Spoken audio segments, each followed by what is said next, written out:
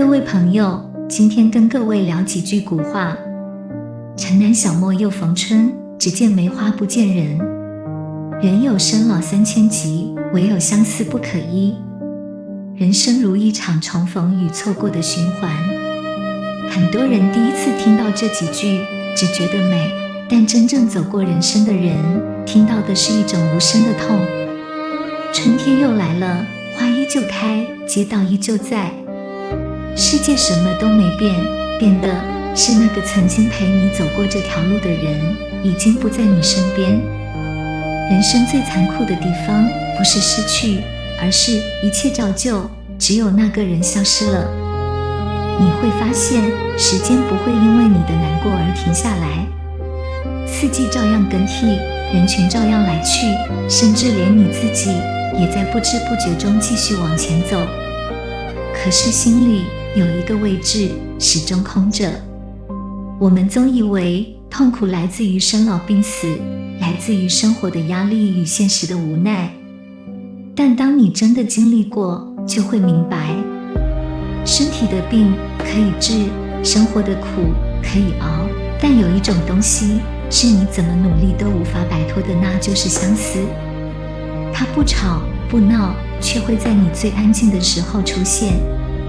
也许是一首歌，也许是一个场景，也许只是一瞬间的回忆，就足以让你心里翻涌。你没有崩溃，但你也没有真正走出来。这就是相思最深的地方。它不会毁掉你，却会陪着你一辈子。所以很多人问，成熟是什么？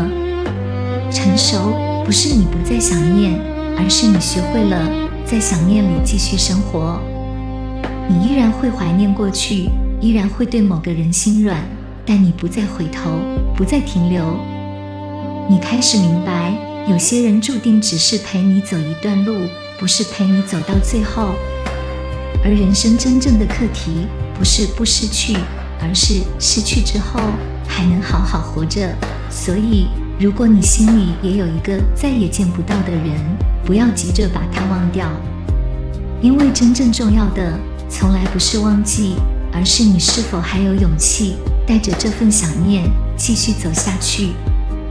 人这一生会失去人，会错过人，也会放不下人，但成长不是忘记，而是带着这份无法治愈的思念继续往前走。你可以想念，但不要停在原地。你可以遗憾，但不要困住自己。因为春天还是会来，花还是会开，而你的人生不能只停在那一段不见的人里。最后送你一句，人生最难的不是得到，也不是失去，而是明知道回不去了，还能继续走下去。这才是真正的成熟。